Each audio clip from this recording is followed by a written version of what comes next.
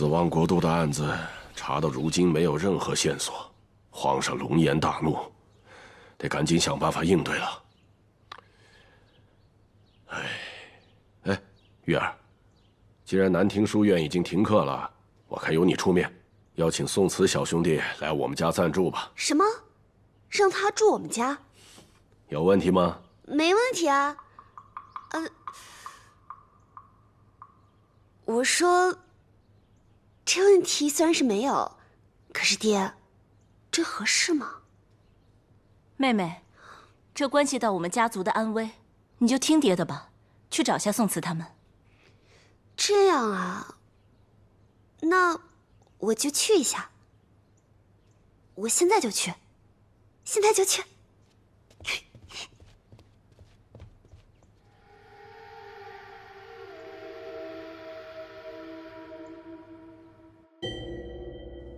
凡人吃酒食至饱，被柱踏内损，亦可致死。其状甚难明，遇此形状，须仔细体究。宋慈洗冤记录。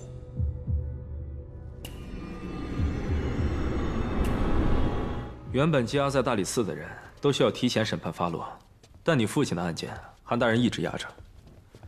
皇上非常忌讳这件事，再加上多名朝臣弹劾，怕是没有几日就要审理他了。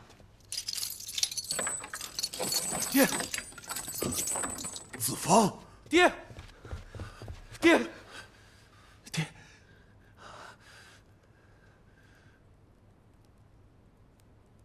爹，你走，不要卷进这个案子。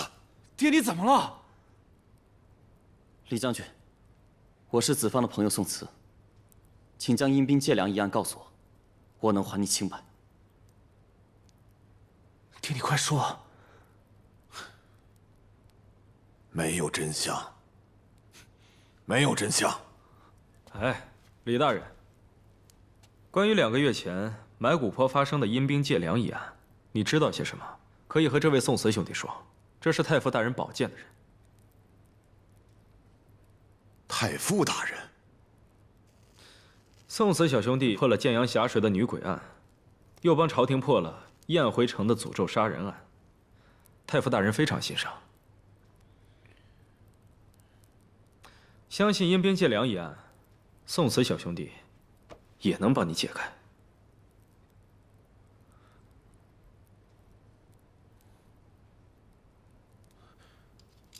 苏将军，我想和这位宋慈兄弟单独聊会儿。我们去外面等吧。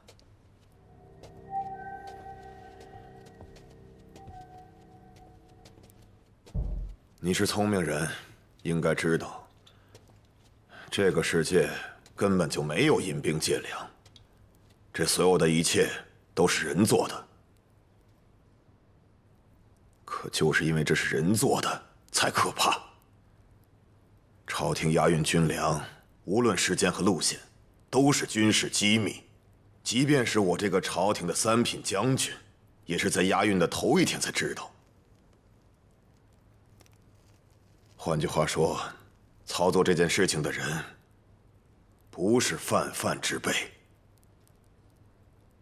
你再聪明，这件事情背后的人，怕你是对付不了的。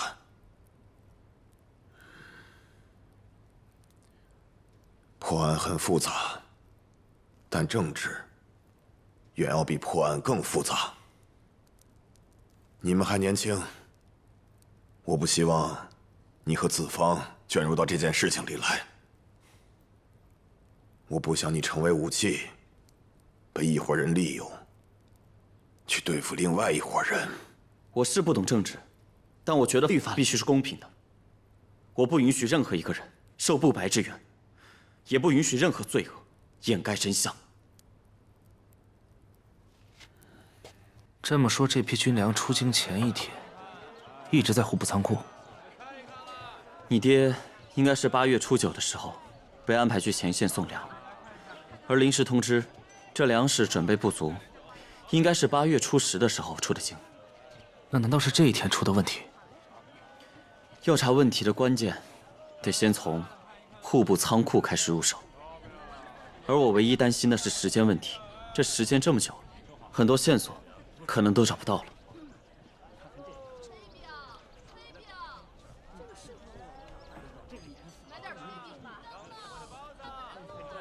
哎，这不沈姑娘吗？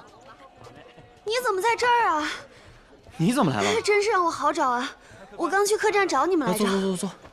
看你们没在，我我给你就跟我姐一起找。哎，姐，你坐。你找我们啊？干嘛呀？是这样，家父感激宋公子和李公子一路上对小妹的照顾，得知南庭书院停课，所以特邀2位公子到府里居住。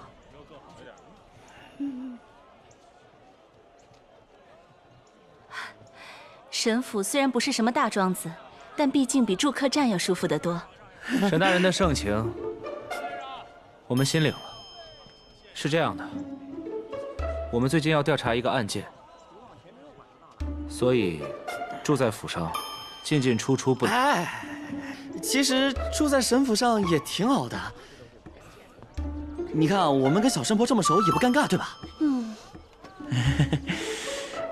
你看啊，这个京城客栈这么贵，住他们府上都免费，那就多谢姐姐了。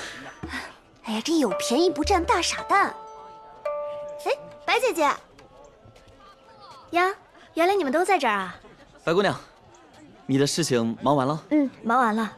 我刚去了南庭书院，被告知暂时停课了，想着快来告诉你们。原来你们都在这儿，你们这是要去哪儿啊？哦，我来邀请宋大哥和李公子到我们家去住。既然白姐姐的事情也忙完了，就一起来吧。月儿，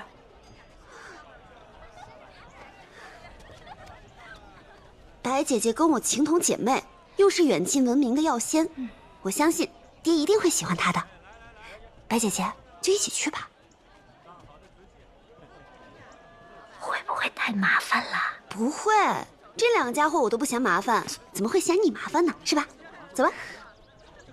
看来我们又被聚在一起了。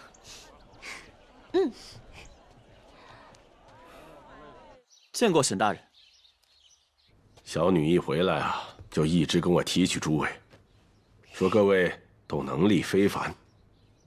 李公子，对于令尊的事情，我深表遗憾，但是你放心，我一定会查明此案，给你一个交代。多谢沈大人。目前已经有了一些进展，但是此事牵扯甚广，为了能顺利的查下去，请恕我不能多言。有了沈大人的帮助，我爹的案子有希望了。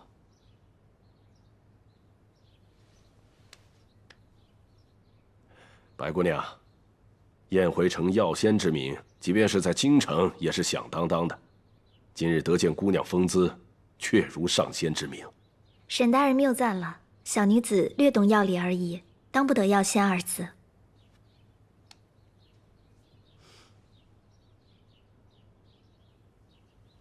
建阳峡水女鬼案，燕回城诅咒案，尹家庄狐精案，我都听说了。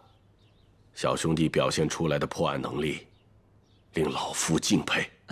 沈大人，您这就过奖了，这一切啊，还都要靠小神婆。哦，沈姑娘的帮忙。不过话说回来，你们沈家的通灵术简直像犯规一样。旁门左道，不足挂齿。真正的断案破案，需要像小兄弟这样的能力啊。南庭书院的事我也听说了，对于黄大人的死，我深感痛心。但书院不久就要重新开学，在此之前，希望诸位能够在寒舍住的习惯。菲儿，爹，你先带李公子还有白姑娘回客房。李大哥，白姑娘，跟我走吧。月儿，你也回自己屋去，我有些事情要跟宋慈小兄弟单独聊聊。哦。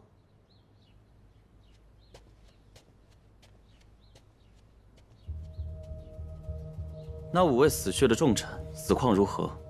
这死亡国度究竟是个什么东西5名朝廷重臣，他们都有一个共同的特点，就是在死之前都有长达1个月左右的时间，把自己关在密闭的空间里，对朝中称病，有的甚至直接上奏皇上告老还乡。而他们把自己关起来，似乎是在闭关，又似乎是在参悟着什么。在他们躲藏的地方，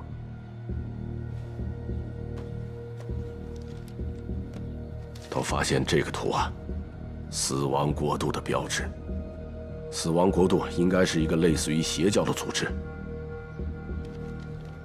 我查看过死去的中书侍郎柳延正的尸体，形如枯槁，瘦骨嶙峋。我打听过了，其他死者的死状也是一样。但这死者可有外伤？没有，这才是最为诡异的地方。您觉得这是怎么死的？ 皇上认定是邪虫作祟。我说的是，您觉得？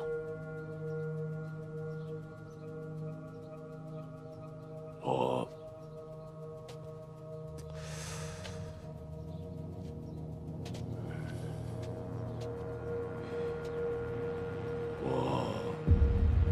还不是很清楚。我是个不信鬼神之人，可是沈大人，您恰恰精通这通灵术。关于通灵之术，我有很多事情不能跟你说。其实这通灵之术，我一开始是不信的。不过，建阳霞水女鬼一案，这沈姑娘使用了一次通灵之术，最后找到的凶手和她所描述的几乎一模一样，让我不得不信。不过从那以后，她再也没有施展过了。那是我不允许。为什么？沈家的通灵术是沈家之根本，也是沈家的祸端。我绝不允许轻易使用，此为其一。其二，通灵之术也是有很多的弊端，在真正的破案中未必完全行得通。您这么说，那我听明白了。您将我留下来，是为了让我帮您破了这案子吧？正是。沈大人留下宋大哥是有什么事吗？这个我不是很清楚。我听说这2个月，京城多名朝廷要员离奇死亡。皇上让沈大人彻查此事，却一直没有头绪。你说他留下宋大哥，会是因为这件事吗？我觉得也有可能，毕竟宋慈的破案能力，大家有目共睹嘛。这是我最担心的一点。怎么了，白姑娘？他们的死的确是大事，但这些死亡案已经没有现场了，而且死者也已经都下葬了。宋大哥现在去查，可谓难上加难，需要耗费大量的时间和精力。而且我认为，现在最重要的是阴兵借粮一案，一来是因为牵扯到李大哥的父亲，二来是阴兵借粮一案的发生，直接让皇上对抗金人的决心产生了动摇。我觉得白姑娘说的也对，等等宋慈回来，看他怎么说吧。这个案子除了您在跟，还有谁在跟？天下第一神捕风不平。哦，对了，还有白姑娘。您说的白姑娘，可是白雪燕姑娘？是。白姑娘在离开京城之前，也曾被邀请对死者进行毒物检测，但所有的死者都不曾中毒。所以这白姑娘也参与了？对，是风捕头找来的。但这是好几个月之前的事情了。自从白姑娘离开了京城，这个案子就一直是风捕头在跟进。沈大人让你帮着查这个死亡国度的案子，你答应了吗？他毕竟是小神婆的爹，皇上现实让他破这个案子，我们没有不帮的道理。哎，再加上还有你爹的案子，这回啊，我们真是分身乏术了。哎，你先尽心帮他去查死亡国度的案子，我相信沈大人对我爹的案子肯定会尽力而为。你这么无私啊？不过这个案子，我并不这么认为。子芳，你记不记得你进门以后，沈大人一看到你就告诉你爹的案子了？李公子，对于令尊的事情，我深表遗憾。但是你放心，我一定会查明此案，给你一个交代。多谢沈大人。目前已经有了一些进展，但是此事牵扯甚广，为了能顺利的查下去，请恕我不能多言。这有问题吗？书读傻了吧你？这都想不明白？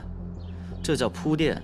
一进来先告诉你，你爹的案子颇有进展，但也没有说进展到哪里，然后又顺水推舟，让我帮他破了这死亡国度的案子。你再想想，这几位死去的大臣，已经让他焦头烂额了，他有心思管你爹的案子吗？不会吧，沈大人不会骗我们吧？一看就是没被骗过，社会经验太少了。来到临安以后，很多事情我觉得都不简单。那现在怎么办？放心吧，你爹的案子我会查的。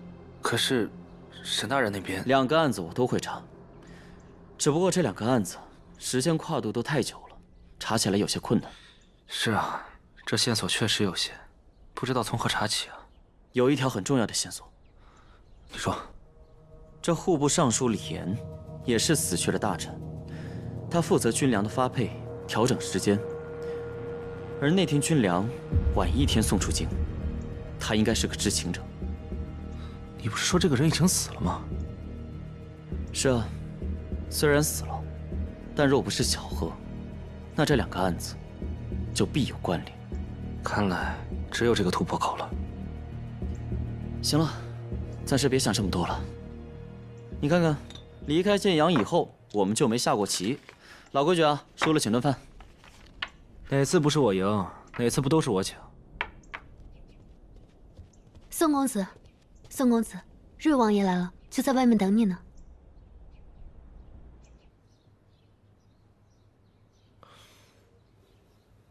王爷请勿介意，我已着人去请宋公子了。至于你和小女的事，那是皇上钦点。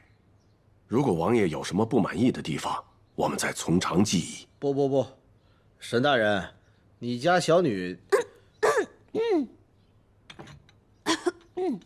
她非常优秀，我哪有不满意的地方啊？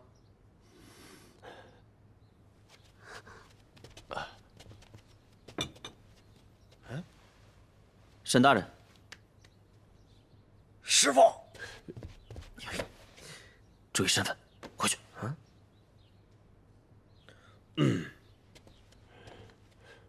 你小子来的正好，赶紧帮我探个案。六扇门的风捕头已经死了。什么？本王也是刚知道的。沈大人，您跟风捕头很熟吗？风不平以前是我爹的下属，以前我爹在刑部的时候带过风不平一阵子。王爷，他是怎么死的？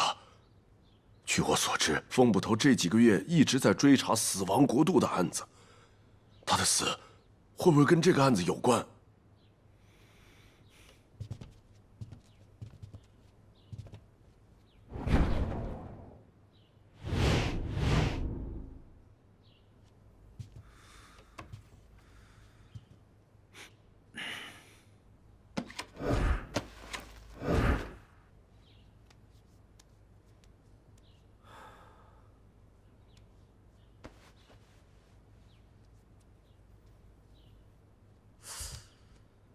这死者身上没有外伤啊！师傅，刚才脱下来的玄武甲是我父皇专门赐给风捕头的。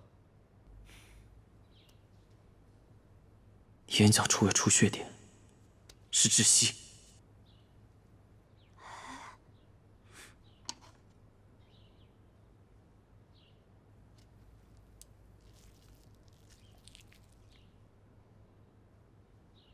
找到了。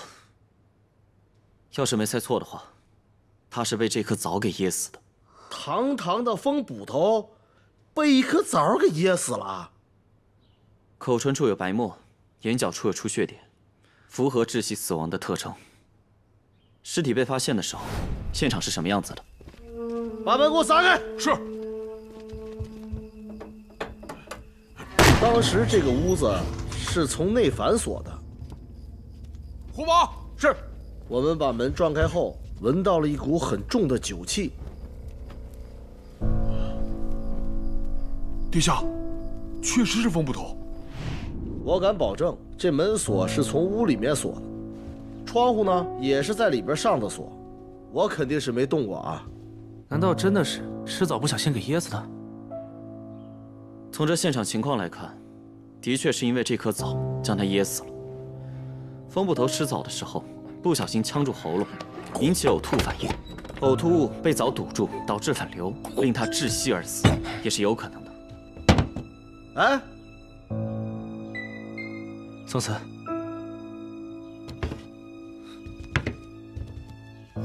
你看这个，这是死亡国度的标志。五位大人遇害的时候也有这个标志，现在又多了一个风捕头。师傅，我知道沈修灵一直让你帮着查死亡国度一案，阴兵借粮一案呢。我相信你为了李子芳，也一定会查的，对吗？没错，我答应了子芳和沈大人，2个案子都要查，而且我怀疑这2个案子肯定有关联。死亡国度一案已经死了5位大人了，而且都是主战派。这次风捕头也死了，算上他，应该是6个人了。5位都是主战派。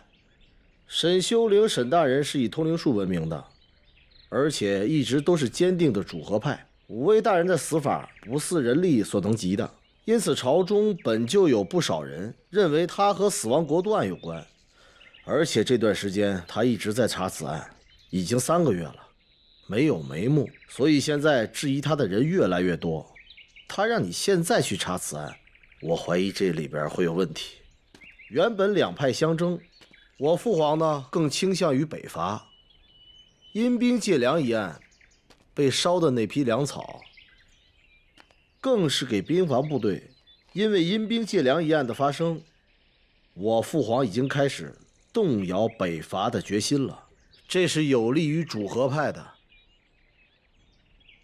你的意思是，这阴兵借粮一案和沈大人有关系？哎，我只是怀疑，但是也没有把握。我觉得你还是在王府比较安全。若是这样，我更要留下来，更接近真相。师傅，我知道你想查明真相的决心，我也不劝你。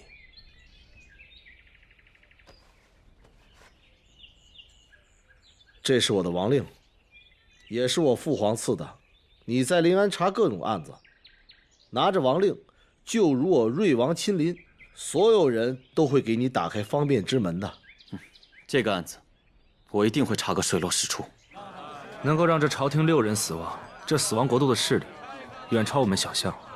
前户部尚书李岩一定会成为我们的突破口。我去李岩家看看，看能不能找到可靠的消息。你呢？我去个地方。哎，怎么老这样都不告诉我？请让我进去。没有衙门的文书，不得入内。因为疫病的原因，大殿这段时间不会开放，你还是回去吧。那如果有这个，是不是就可以进去了？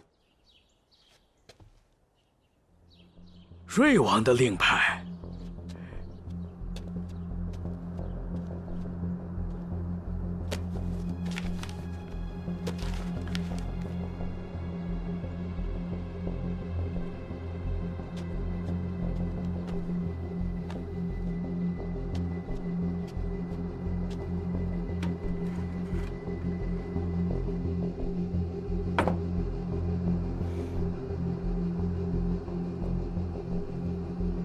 原来不止6个，是7个。李岩那边调查到什么情况？李岩的妻子说了，说他在阴兵借粮的案子发生之前，已有半旬的时间称病没有去户部。所以说这个军粮根本就没有经过李岩的手。是的。谁？是我。沈姑娘，我们都那么熟悉了，不用亲自来叫我们吃饭。你以为我想叫你们呢？实在是我一个人太无聊了。小神婆，你爹在干嘛呢？观云呢？这云有什么好看的？其实观云只是一种说法，沈大人应该是在观测天气吧？还是我白姐姐聪明。我爹说了，这通灵之术啊，讲究阴阳五行结合，天属阳，地属阴，不同的气候对通灵特别有帮助，所以必须精通天文。这沈大人还真是全才。我爹还说了，诸葛亮之所以能成为神一样的人物，就是因为他特别懂天时，能问天借风借雨，甚至借命。考得像不用还了一样。走吧，咱们吃完饭去户部仓库看看。好，走。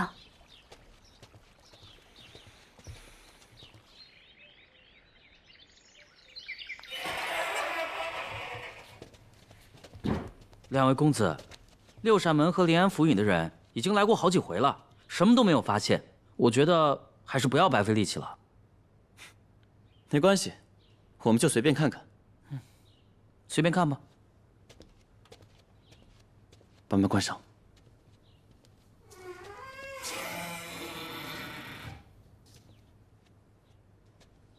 你是怎么想的？我之前调查过，8月初8之前，这些粮食是由各州府上送到临安，统一囤放到这个仓库。仓库的门一直都是关着的，粮仓的钥匙只有2位主事者拿着，只有他们2个同时出现，才能把这粮仓门打开。没有别的出入口，只有这一个。这个通风口外是什么？我来之前看过，是一条河，离通风口有5丈高。一条河？子枫，你相信阴兵借粮这一说法吗？我当然不会，但当时我父亲带了很多士兵，都在这儿，所有的粮食都熄火了，很诡异。四周还出现了骷髅兵。我认为这个骷髅兵不过只是故弄玄虚，只要将骷髅套上盔甲，绑上木桩，再找几个人控制绳索，那这骷髅兵自然就动起来了。让我觉得诡异的是，这所有的粮食都起火，这是怎么回事？那你的意思是，这些粮食是由各州府亲自送来的，来自天下13路，由金略安抚使各自安排。你说，若几车粮食出了问题倒算了，但是所有粮食都出了问题，总不至于各路的金略安抚使都有问题吧？粮食起火是被人动了手脚，那只能是所有粮食到了户部之后吧？若是要动手脚，只能在这里。你看这个地方，无人看管，其他任何一个地方都是有人盯着的。再加上对所有粮食动手脚，这几乎不可能。但仓库外面全天都有人把守，何况这个通风口只有幼童肩膀大小，人是钻不进去的。难道是8月初9？这批军粮本应该是8月初9运往前线，但到最后是8月初10那天运出去的。如果要动手脚的话，应该是8月初9那天。那8月初9，2名户部主事的行踪呢？我让沈姑娘帮我们调查一下。子枫，这些粮车是什么情况？以前的粮食都被烧毁了，这些都是重新筹措的。去吧，找找线索。好。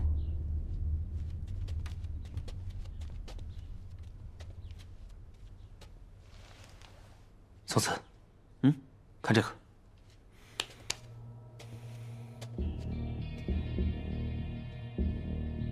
先包起来，带回去鉴定一下。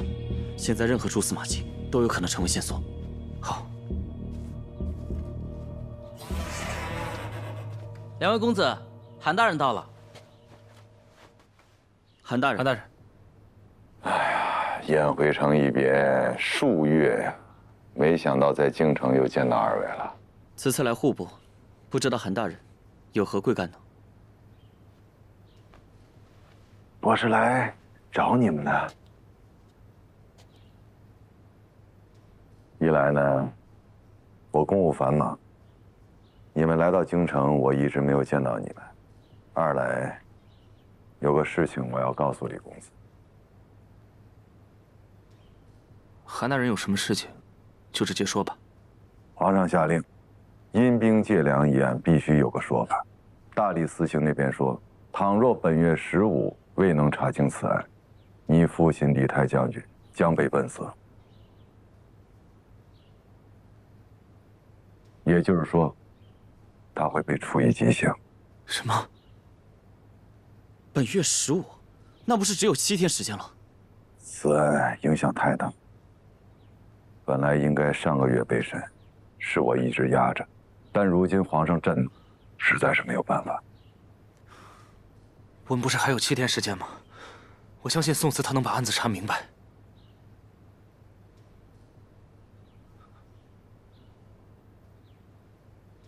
我听说瑞王殿下将自己的王令交给了宋慈兄弟啊。没错。我相信办案过程当中会方便很多，但是瑞王殿下只有爵位，却无官职。倘若朝臣不予以方便，你是不是也没有什么办法？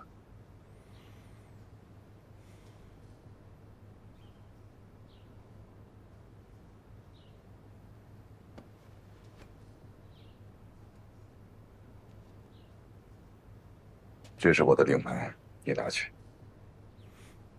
希望能够帮到你。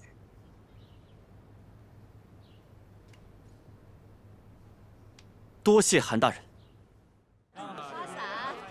我总觉得有点奇怪，这阴兵借粮都过去1个月了，你爹本来只是被关着，毫无性命之忧，可当我们来了京城之后，便有了7日之限。那你的意思是，韩大人故意用7天时间逼我们破案？这政治太复杂了，希望我是以小人之心度了君子之腹。快走，前面有人发钱了！这就是好事啊！快走，往前面走！哎，大哥，怎么了这是？啊，这白虎钱庄的掌柜吕成平啊，明天大婚纳妾，这会儿他人在派钱呢，你们赶紧去吧，晚了就来不及了啊！嚯，这么有钱啊！这吕成平我还真听过，是白虎钱庄的掌柜，京城首富。走，有人撒钱还不去？哎，走。